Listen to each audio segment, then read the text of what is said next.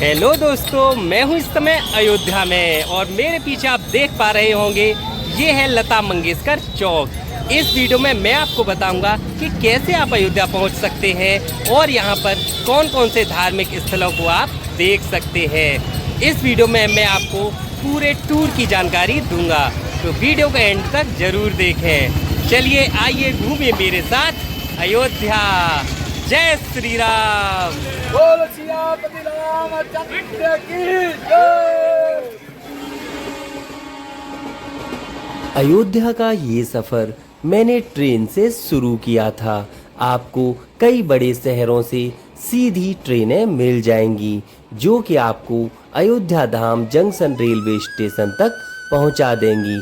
आपको बसों की सुविधा भी मिल जाएगी जो कि सीधी अयोध्या तक की रहती है।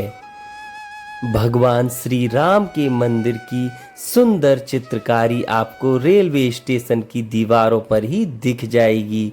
साथ ही यहाँ पर ये सुंदर कलाकृतियाँ आपको राम युग की याद दिलाएंगी। अयोध्या धाम जंक्शन रेलवे स्टेशन से राम जन्मभूमि की दूरी मात्र 1 से 1.5 किलोमीटर की रह जाती है। अयोध्या में अयोध्या कैंट नामक एक और रेलवे स्टेशन भी है जहां से श्री राम जन्मभूमि की दूरी लगभग 10 किलोमीटर की है। तो अच्छा रहेगा कि आप अयोध्या धाम जंक्शन रेलवे स्टेशन पर ही उतरें। ये जो दुकानें आपकी जो आप देख रहे हैं, ये दुकानें आपकी यहाँ तक आती थी। ये बाद में अभी जो है जब से मंदिर पुनर्निर्माण शुरू हुआ उसके बाद ये समेट कर रोड चौड़ी की गई है और फिर ये एक स्ट्रक्चर में बनाया गया है पूरी दुकानों को। वैसे तो अपना ये सफ़र मैंने अकेले ही शुरू किया था, लेकिन जैसे ही मैं अयोध्या धाम जंक्शन रेलवे स्टेशन पर उतरा, मुझे लखनऊ से आए हुए कुछ दर्शनार्थी मिल गए और आगे का यह सफ़र मैंने उन्हीं के साथ किया। रेलवे स्टेशन से लता मंगेशकर चौक की दूरी लगभग 2 किलोमीटर की है, जिसे कि आप आसानी से पैदल ही तय कर सकते हैं। लेकिन हमने समय बचाने के लिए इलेक्ट्रिक बस का उपयोग किया जिसका किराया मात्र 10 रुपये का रहता है। रेलवे स्टेशन से लता मंगेशकर चौक के मध्य में ही जन्मभूमि का मार्ग है, लेकिन हम पहले लता मंगेशकर चौक इसलिए आए क्योंकि यहाँ से सटे हुए नए घाट पर पहले हमें सरयू जी में स्नान करना था। लता चौक भारत की स्वर कोकिला कही जाने वाली लता मंगेशकर जी की 93वीं जयंती के उपलक्ष्य में उनको श्रद्धांजलि देने के फलस्वरूप बनाया गया है।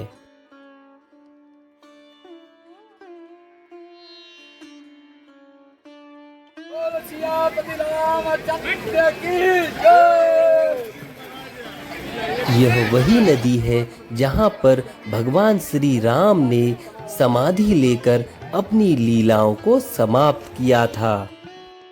यहाँ पर आपको सुंदर सुंदर फूलों से सजी हुई नौकाएं भी मिल जाएंगी जिनसे आप नौकायान का आनंद उठा सकते हैं।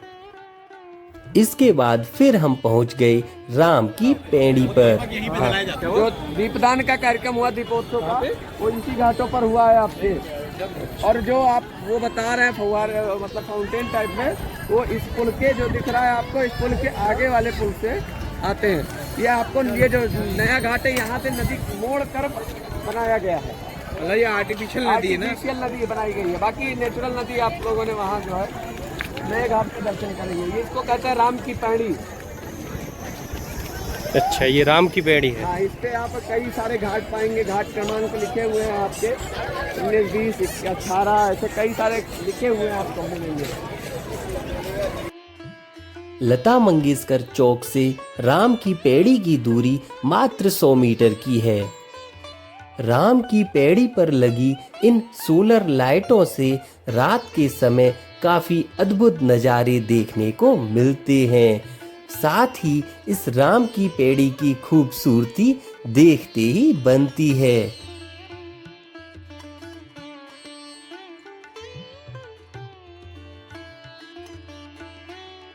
राम की पैड़ी से जुड़ा हुआ ही है नागेश्वर नाथ मंदिर, जहां पर भगवान भोलेनाथ का जलाभिषेक किया जाता है। हमने भी सरयू जी में से जल लेके भगवान भोलेनाथ के मंदिर नागेश्वर नाथ में जलाभिषेक किया। शशांक शेखर चंद्र मौलि मृत्युंजय पाद कमल नहीं चढ़ेगा,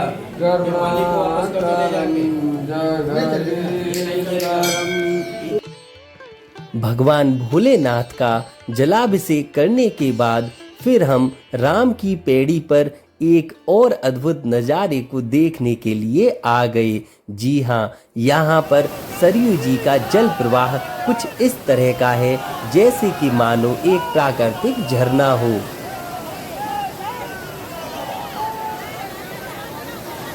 सरयू जी के नए घाट की ओर से कुछ इस तरह यह जल राम की पैड़ी की ओर लाया जाता है। राम की पैड़ी की इस खूबसूरती को निहारने के बाद फिर हम चल दिए हनुमानगढ़ी में हनुमान जी के दर्शन करने, जहां मार्ग में हमें भगवान श्री राम जी की एक झांकी भी देखने का अवसर मिला।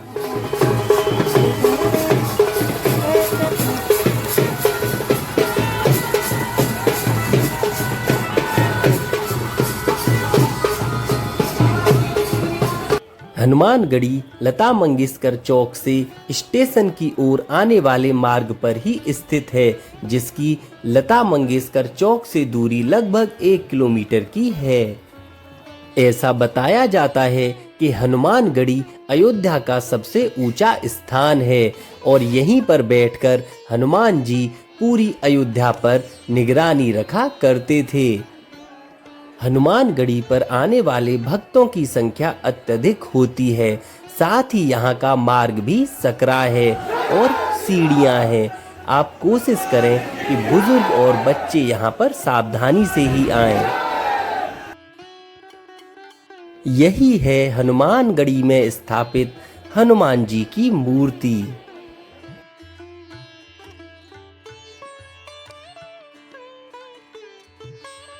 हनुमानगढ़ी पर दर्शन प्राप्त करने के बाद फिर हम रामपथ न आकर वहीं से सीधे जन्मभूमि की ओर चल दिए, क्योंकि यहाँ से जन्मभूमि की दूरी लगभग 500 मीटर की रह जाती है। जैसे जैसे मेरे कदम राम मंदिर की ओर बढ़ रहे थे, वैसे वैसे मेरी नज़रों के सामने से उन सैकड़ों हिंदू भाइयों के संघर्ष की कथा चल रही थी, जिनके संघर्ष के फलस्वरूप ही हमें भगवान श्री राम के इस भव्य मंदिर को देखने का अवसर प्राप्त हुआ है। मंदिर के प्रवेश द्वार पर ही आपको जूते, चप्पल व बैग आदि को जमा करना होता है और यह यहाँ पर निःशुल्क होता है।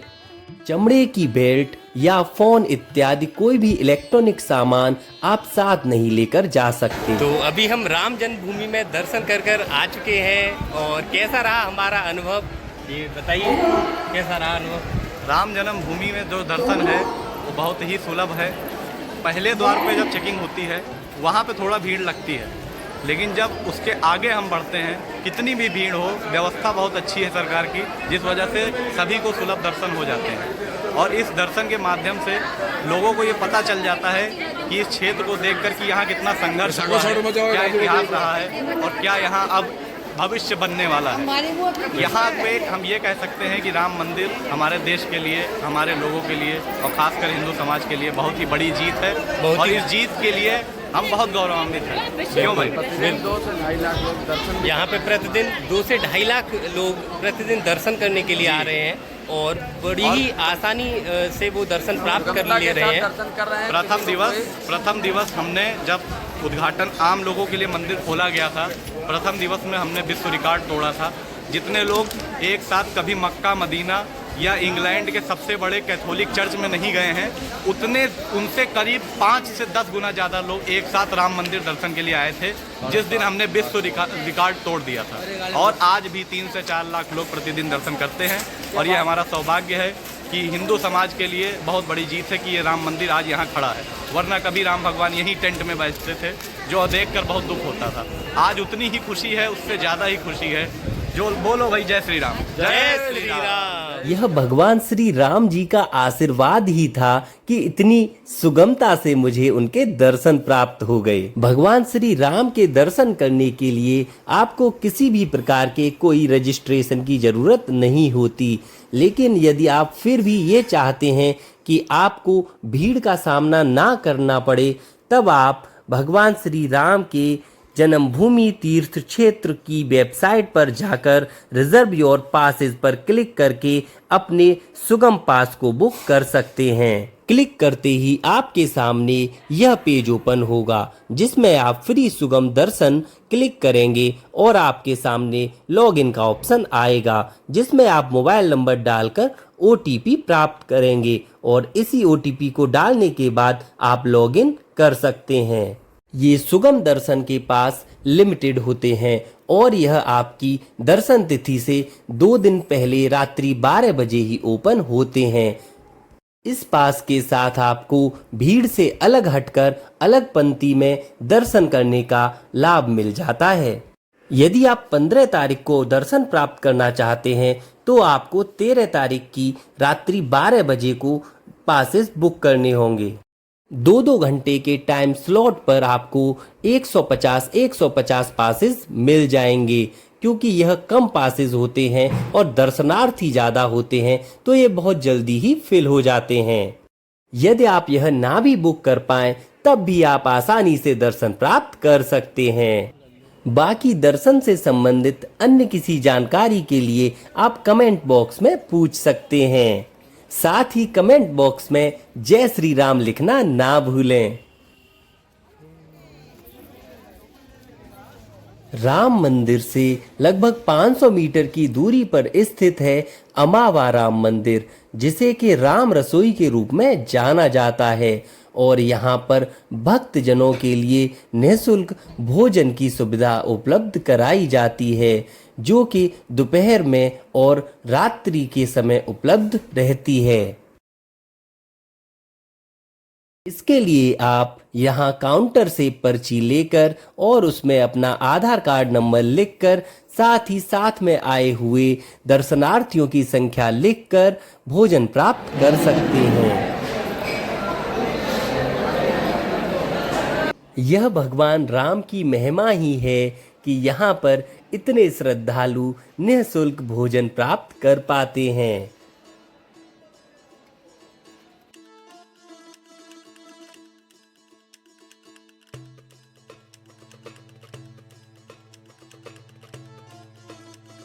यहाँ पर आपको धार्मिक प्रतीकों से युक्त वस्तुओं की सुंदर सुंदर दुकानें जगह जगह देखने के लिए मिल जाएंगी।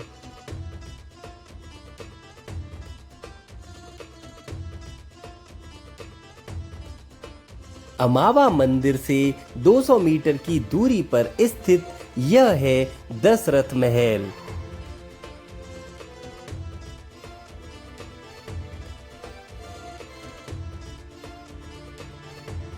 दशरथ महल सुबह 8 बजे से 12 बजे तक खुला रहता है, जिसके बाद शाम को 4 बजे पुनः खुलता है। अक्सर श्रद्धालु दोपहर के समय यहाँ पर विश्राम करने आ जाते हैं।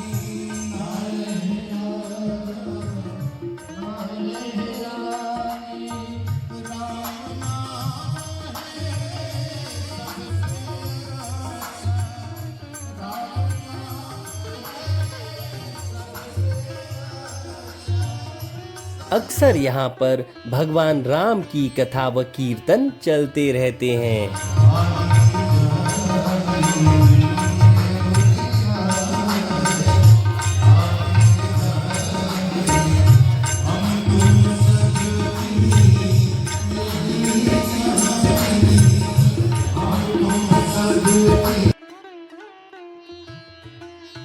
दशरथ महल से लगभग 200 मीटर की दूरी पर स्थित है कनक भवन, जिसे कि माता कैकेयी ने भगवान श्री राम और सीता जी को उपहार स्वरूप दिया था। यह महल अयोध्या के सुंदर और आकर्षक महलों में से एक है, जिसकी सुंदरता देखते ही बनती है।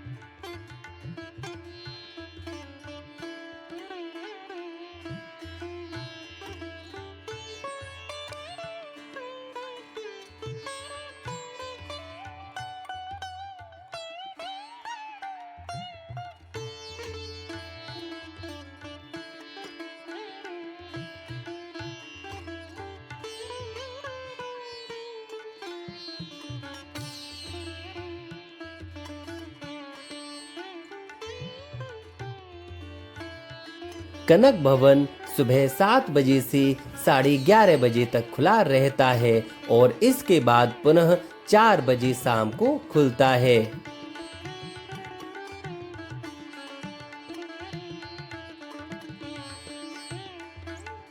अयोध्या नगरी के इस खूबसूरत भवन को देखना आप बिल्कुल भी ना भूलें।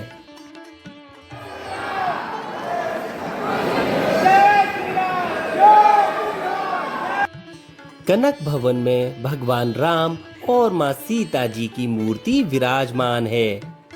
कनक भवन देखने के साथ ही हमारी यह यात्रा पूर्ण हुई। अयोध्या में आपको रेलवे स्टेशन से लता चौक तक जाने वाले रामपथ पर कई सारे होटल और धर्मशालाएं देखने मिल जाएंगी।